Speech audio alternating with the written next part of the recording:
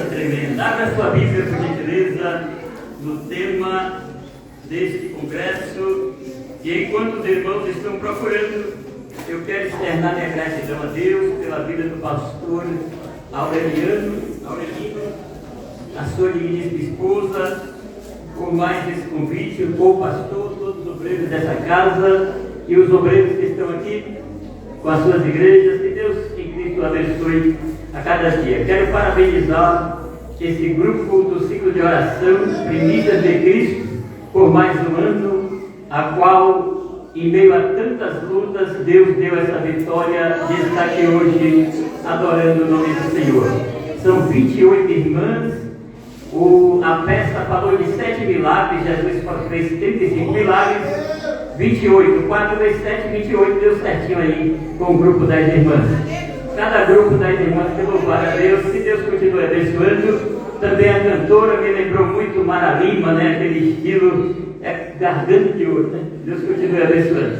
Meus amados, quem achou, diga amém. Amém. Pastor Peter, glória a Deus. Pastor Cícero está lá atrás, tudo escondido aí. Vamos lá, meus amados. Louva a Deus pelo vida do pastor Natanael, mais uma vez nos acompanhando. Lucas 7,15. Ele se levantou, sentou-se e começou a conversar. E Jesus entregou a sua mãe. Sente glorificando a Deus. Glória a Jesus. Glória a Jesus. Oh, glória. Coisa maravilhosa. Meus amados e queridos irmãos, esta história narrada por Dr. Lucas, no capítulo 7, do versículo 11 ao 17, que ao lermos, quando nós lemos esta história com apenas 7 versículos, você sabe quanto tempo para ler estes 7 versículos? Apenas 1 minuto e 18 segundos.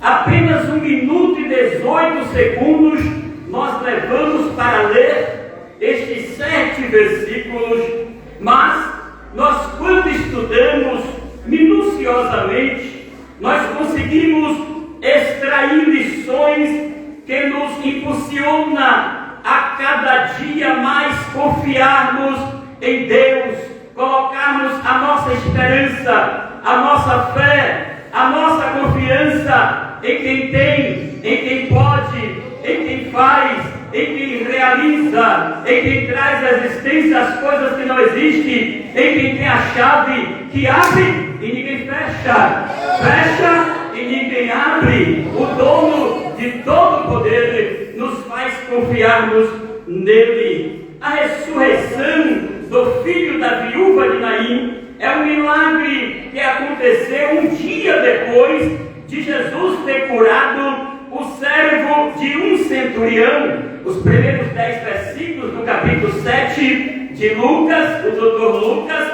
vai falar da cura que o Senhor realizou ao servo de um centurião. E é importante destacarmos que em toda a Bíblia só aparecem 4 centuriões. No Novo Testamento, 2 destes centuriões são anônimos, não aparecem seus nomes. 2 aparecem seus nomes. Um é Cornélio, o outro é Júlio. Meus amados e queridos irmãos, um centurião era um principal responsável por uma centúria, uma milícia do Império Romano, composta por 100 homens, por 100 soldados. Cabia ao centurião, naquela época, cabia ao centurião ele registrar todos os impostos, cobrar os impostos. Era isso aí que cabia ao centurião naquela época. O Império Romano ali na milícia, ele recolhia os impostos, garantia ordem nos locais, nas províncias, mas Jesus, ele cura. E ele passa a noite, após Jesus efetuar a cura do servo do centurião, no dia anterior, na manhã do dia seguinte, o Senhor Jesus, ele inicia uma uma caminhada, diga comigo, uma caminhada de 50 quilômetros. 50 quilômetros de Cafarnaum até Naim, a cidade de Naim. E no propósito de chegar na cidade de Naim, na parte da tarde, porque era na parte da tarde que acontecia os atos fúnebres, que aconteciam os enterros. Mas isso nos mostra algo tremendo, porque Jesus não chega antes e nem depois. O meu, o teu, o nosso Jesus chega na hora exata, na hora certa.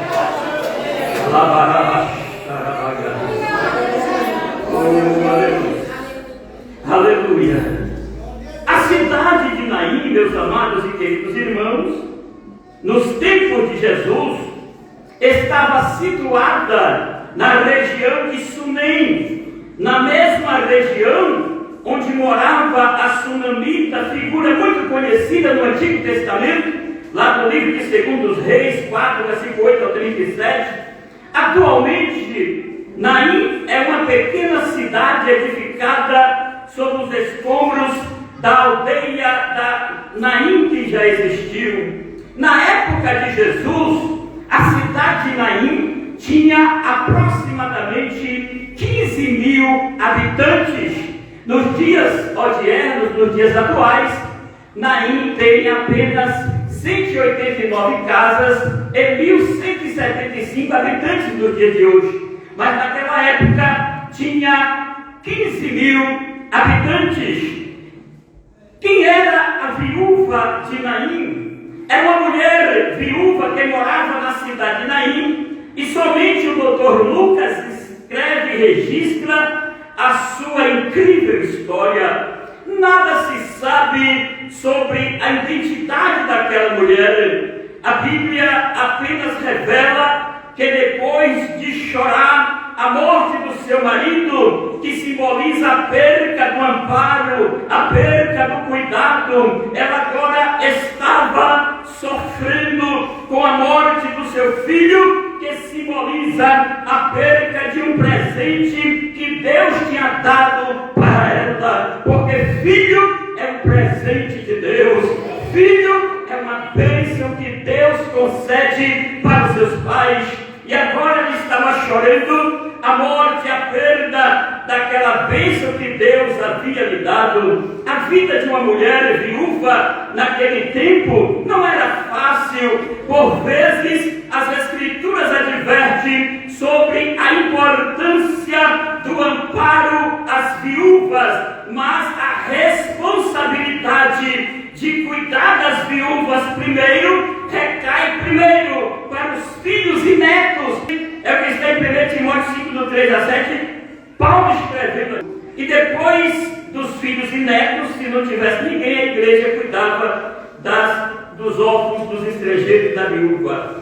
Como uma mulher naquela época, ela não podia ter emprego e salário, restou ao filho prover o seu sustento. Porém, esta mulher perdeu o único filho, perdeu também a chance de ser avó, a chance da linhagem da família dar prosseguimento. A viúva da cidade de Naim estava exposta à solidão, estava exposta à miséria. As perdas da viúva com a morte daquele rapaz é de cortar o nosso coração, é de fazer uma reflexão e uma introspectiva em nossas vidas. Junto com a morte daquele rapaz, o rapaz, junto com o rapaz, a vida dá lugar à morte. Junto com o rapaz, a esperança dá lugar à desesperança. Junto com o rapaz, os sonhos dão lugar aos pesadelos. Junto com o rapaz, os projetos morreram. Junto com o rapaz, a proteção da viúva se foi. Junto com o rapaz, a alegria dá lugar à tristeza. Junto com o rapaz, a segurança dá lugar à insegurança. Junto com o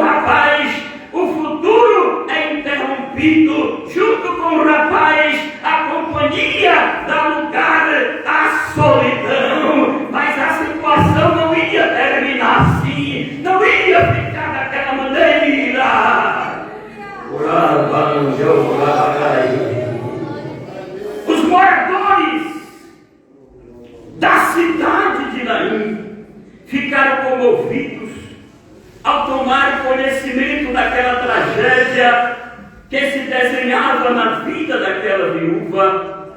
Logo os moradores da cidade se comoveram e juntou muita gente, abalada pela morte do filho daquela mulher, ainda mais tocado por seu próprio destino, que se revelava entristecedor. Pela tradição judaica, meus amados e queridos irmãos, o corpo devia ser sepultado o mais breve possível.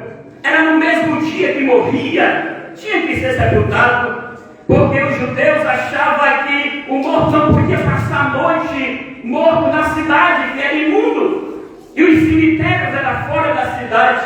Tanto é que o próprio Jesus, em João 19, 20, em Hebreus 13, 12 e 13, o próprio Jesus, quando morreu, ele foi sepultado perto da cidade, do lado de fora da cidade.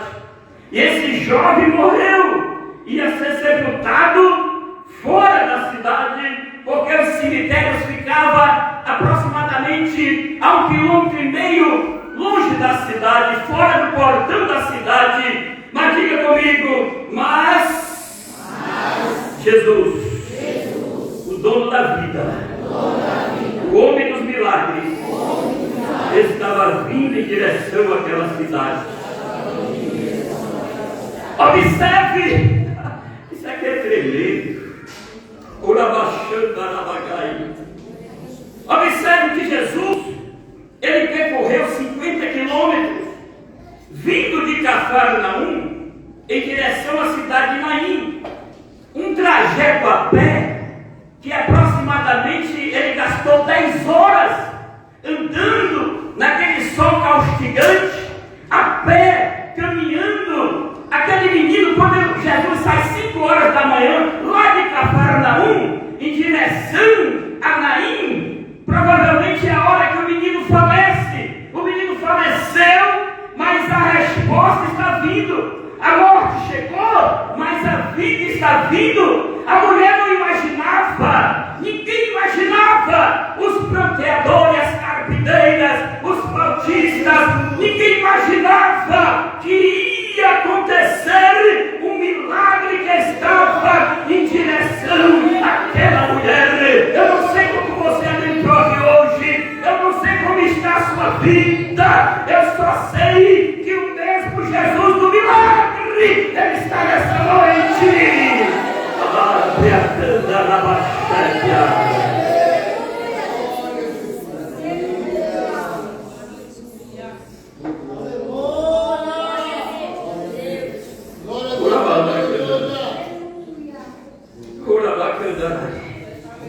Jesus sai 5 horas da manhã de Cafarnaum, andando 50 quilômetros, para chegar às 15 horas da tarde, porque das 15 às 17 horas era a hora dos funerais. Oh meu Deus, isso aqui é muito forte, irmãos. Isso aqui é forte demais. Alabatu e canta. E Jesus estava acompanhado por muitas pessoas felizes, que glorificavam a Deus pelos sinais que haviam visto. E há este contraste de ânimos. De um lado, uma multidão alegre pelo que presenciaram com Jesus. Do outro lado, parentes e amigos choravam a morte de um filho querido de uma viúva. Mas Jesus, quando rodeava e subia a encosta que leva à cidade de Naim, Jesus encontra o cortejo fúnebre.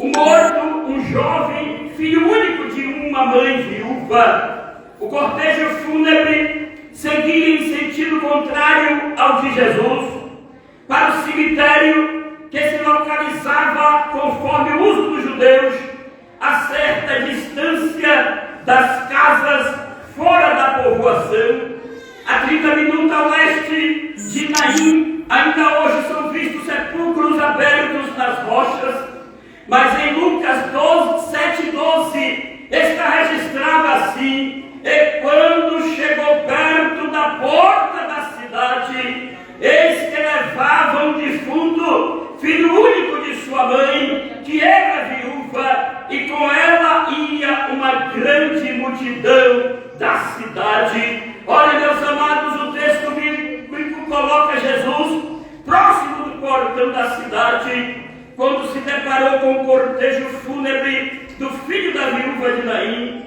Aquele cortejo saía pelo portão da cidade, porque os mortos não podiam ser sepultados dentro da cidade judaica. A viúva de Naim não chorava sozinha a morte, não, senhores, do seu filho.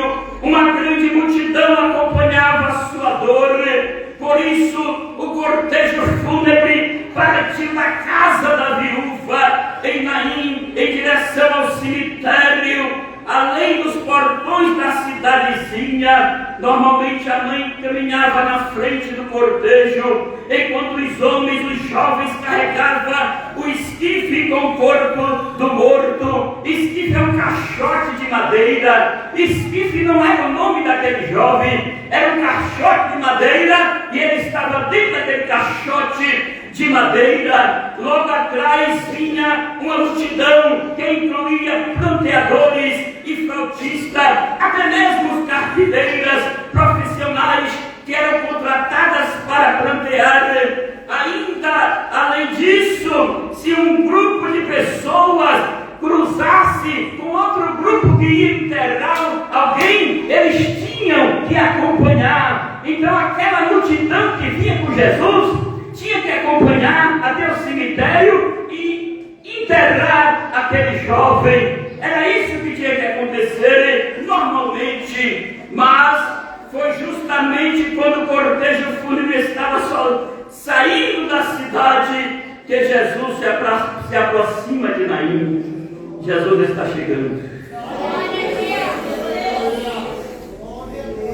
Mas em vez de Jesus se posicionar com aquela multidão e acompanhar o cortejo, Jesus, ao ver aquela mulher desesperada, Jesus moveu-se de íntima compaixão.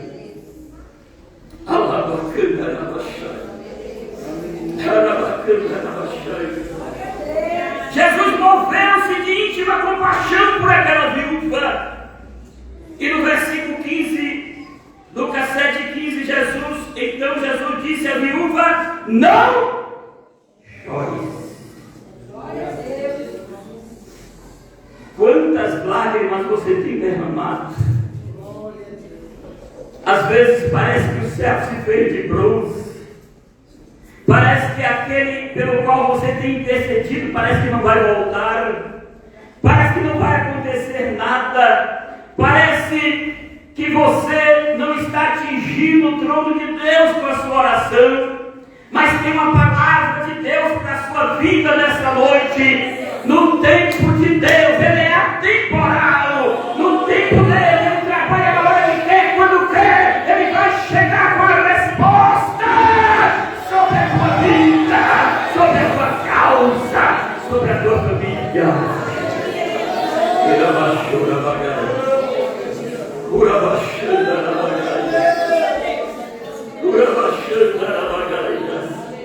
Oh, aleluia. É importante frisarmos que a situação das viúvas do Antigo Testamento, também no Novo Testamento, mesmo com as advertências de Deus para cuidar das viúvas, a situação das viúvas era de pobreza, injustiça e desprezo. É o que está na Bíblia, Deuteronômio 10, Êxodo 22, primeiro livro dos Reis 17, Jeremias 7, Isaías 1, e aí por diante. Mesmo com as orientações, elas eram abandonadas. Então, aos olhos humanos, essas palavras que Jesus falou para essa mulher não chorar, era inconcebível que uma mãe viúva que acabara de perder o seu filho parasse de chorar. Olha só a perspectiva dessa mulher. Não tinha marido, não tinha filho, e era o filho único, e ela não tinha esperança. Morreu a esperança, morreu os sonhos, morreu os projetos, morreu quem cuidava dela. E agora, o que fazer? Ficar na dependência? Não, a solução está chegando. A solução está vindo. A solução tem 5 letrinhas e é Jesus.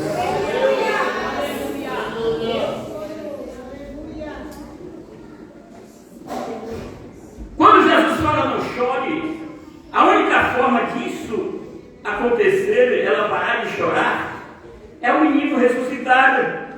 Nesse caso, a razão era a morte, então a morte teria que ser revestida em vida. Mas quem seria capaz de fazer isso?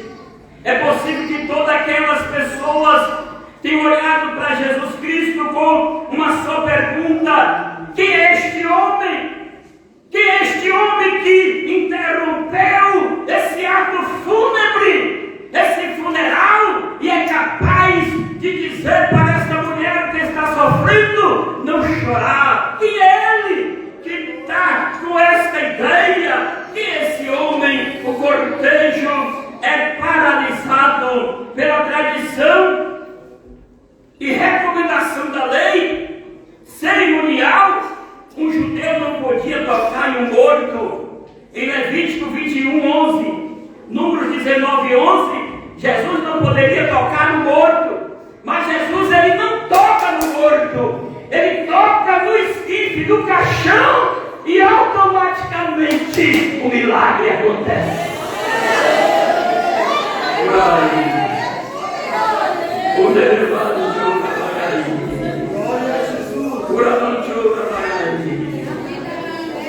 Mas o Mestre Jesus, o Raboni da Galileia, não se prende à letra e nem aos costumes.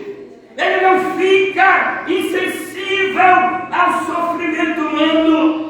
E no Lucas 7,14, e chegando-se, tocou o esquife, e os que levavam pararam, e disse Jesus: a ti te digo, levanta-te. O defunto assentou-se e começou a falar imediatamente. Oh glória, oh glória, oh glória. Haverá milagre na sua vida. O maior milagre já aconteceu, é a salvação da sua alma. Quantos salvos Jesus tem aqui? Quantos lavados, redimidos, acariciados, abençoados, resgatados, transformados pelo sangue de Jesus tem aqui? Deixa eu ver. Outros milagres dão sequência ao milagre da salvação. Ele pode arrancar o câncer, como ele fez com a minha vida. Eu estava com 15 dias condenado à morte. Você só tem 15 dias, o caixão está comprado, a cova está aberta. Mas Jesus me deu vida novamente, e ele dá vida.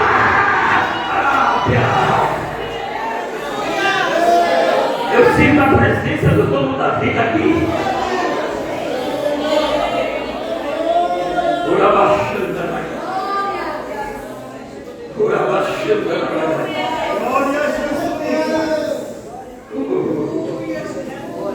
Nos corações já podia ver as murmurações, porque tem gente que, se você está na miséria, ele quer chorar com você, mas se você está no pódio, ele quer te jogar na miséria. Tem gente que não quer rir com você quando está sorrindo, mas quer mais chorar com você na prova do que rir com você na bênção.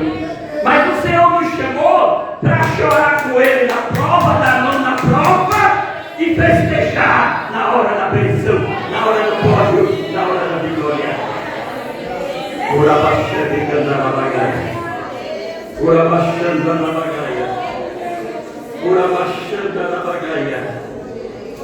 Mas o Mestre mostra que é Senhor da lei e dos mortos.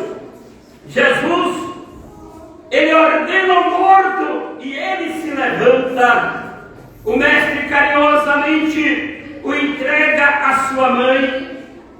Ninguém mais resiste ficar calado, porque o milagre aconteceu.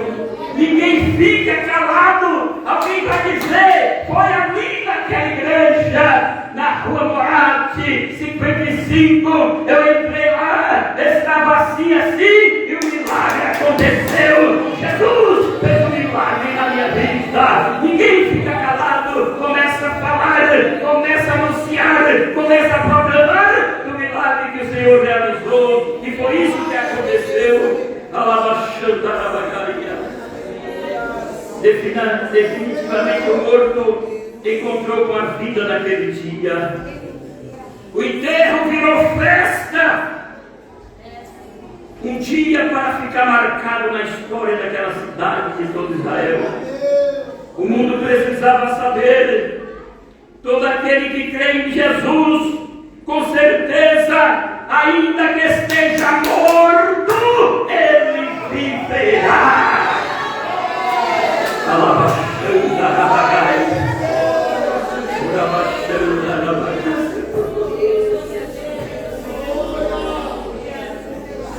Para concluir essa mensagem, o que nós aprendemos com a história do filho da viúva de Naim? O que nós aprendemos? A história do filho da viúva de Naim nos ensina que nada foge do controle de Deus. Levante a sua mão, abra ela assim. Ele está no controle da sua vida, da sua família, dos seus projetos, dos seus sonhos. Ele está no controle.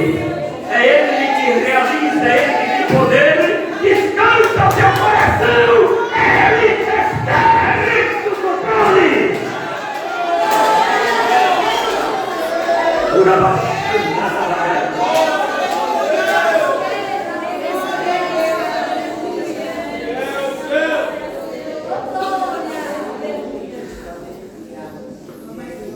Por mais que não entendamos algumas situações que acontecem em nossa vida, Deus tem um propósito para todas as coisas. Tudo ocorre de acordo com o plano eterno e soberano e imutável de Deus. Não murmure, cante. Não murmure, adore. Não murmure, confia que vai chegar a resposta.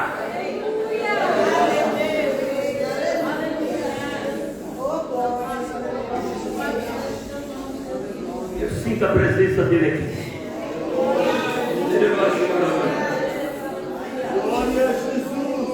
Onde Jesus passa, toda tristeza vai embora. Casamento é restabelecido.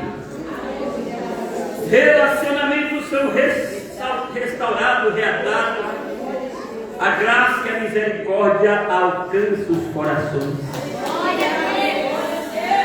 Hebreus 13:8, o escritor diz: Jesus Cristo é o mesmo ontem, hoje e eternamente.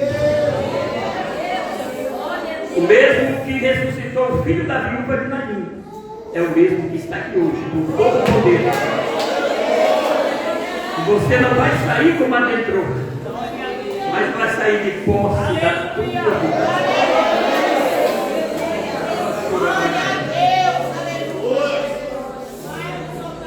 Abra suas mãos, feche seus olhos. Quando Jesus devolveu a vida daquele rapaz, junto com o rapaz, a morte deu lugar à vida. Quando Jesus devolveu a vida daquele rapaz, junto com o rapaz, a desesperança deu lugar à esperança. Quando Jesus devolveu a vida daquele rapaz, junto com o rapaz, as ilusões deu lugar aos sonhos. Quando Jesus devolveu a vida daquele rapaz, junto com o rapaz, os projetos reviveram. Quando Jesus devolveu a vida daquele rapaz, junto com o rapaz, a proteção da viúva voltou. Quando Jesus deu a vida vida daquele rapaz, junto com o rapaz, a tristeza tornou-se em alegria. Quando Jesus devolveu a vida daquele rapaz, junto com o rapaz, a insegurança deu lugar à segurança. Quando Jesus devolve a vida daquele rapaz, junto com o rapaz, a solidão dá lugar à companhia. Quando Jesus devolve a vida daquele rapaz, junto com o rapaz, o futuro é cheio de expectativa. Quando Jesus devolve a vida daquele rapaz, junto com o rapaz, a família foi restaurada completamente. É coisa dele, é coisa de Jesus. É ele que trabalha, é ele que opera, é ele que faz estas coisas. Satanás disse a José, lá na cisterna do deserto: José, é o fim, acabou. Deus disse: não, é o começo. Tu serás o governador do Egito. Satanás disse para Moisés no deserto: sim, é o fim, acabou a tua história. Deus disse: é o começo, transformar-te-ei no libertador do meu povo. Satanás disse a Esther no tempo da escravidão: é o fim, acabou a tua história. Deus disse: é o começo, transformar-te-ei na rainha dos medos e persas. Satanás disse a Ananias, Misael e Azarias: na fornalha de fogo vai queimar. É o fim. Deus disse: é o começo. Eu vou passear na fornalha com vocês. Eu não vou deixar vocês queimarem nem a roupa nem o chapéu. Satanás disse a Daniel na cova dos leões: é o fim. Deus disse: é o começo. A sua história marcará o mundo. Satanás disse a Jonas na barriga daquele grande peixe: acabou a tua história, missionário. Deus disse: é o começo. Nínive te espera, almas te espera através da pregação. Alabar. Urai, Satanás disse a João exilado na ilha de Pátimos: acabou, é o fim. Deus disse: é o começo. Você escreverá a minha revelação, o Apocalipse. Toda vez que Satanás colocar um ponto final na minha história, na tua história, Jesus chega, coloca a vírgula e vai continuar a história. Sem constância. Você pode ficar em pé com a permissão do pastor.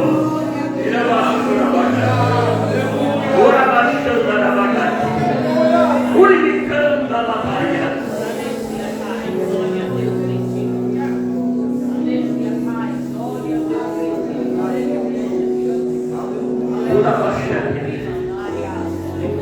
O Senhor está falando no meu coração. Eu não costumo fazer isso, irmão. O Espírito de Deus está falando. Quem precisa de um milagre, o milagre maior é a salvação que você tem. Quem precisa de um milagre, de algo impossível aqui na terra. Salvação você já é, que é o maior milagre. Você vai sair do seu lugar com as mãos abertas, e eu vou estar orando pela sua vida, que seja qual for o que você necessita. Você vai contar o testemunho da vitória.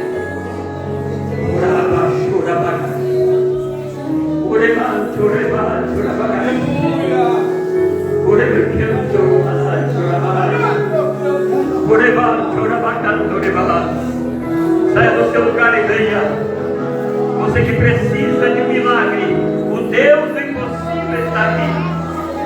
Jesus que opera milagres está aqui. Eu vou orar e devolver o microfone. Venha, saia do seu lugar. Você vai contar a história da bênção, aquele que resolveu a alegria pela viúva, aquele que resolveu devolver os sonhos, a esperança e o projeto e o cuidado da viúva. É aquele que vai entrar na tua vida hoje com resposta de vitória. Palavra como dai. Abra suas mãos. Urai, cantarabacai. Bendito Deus e eterno Pai, aqui está a tua igreja, neste dia especial em que estão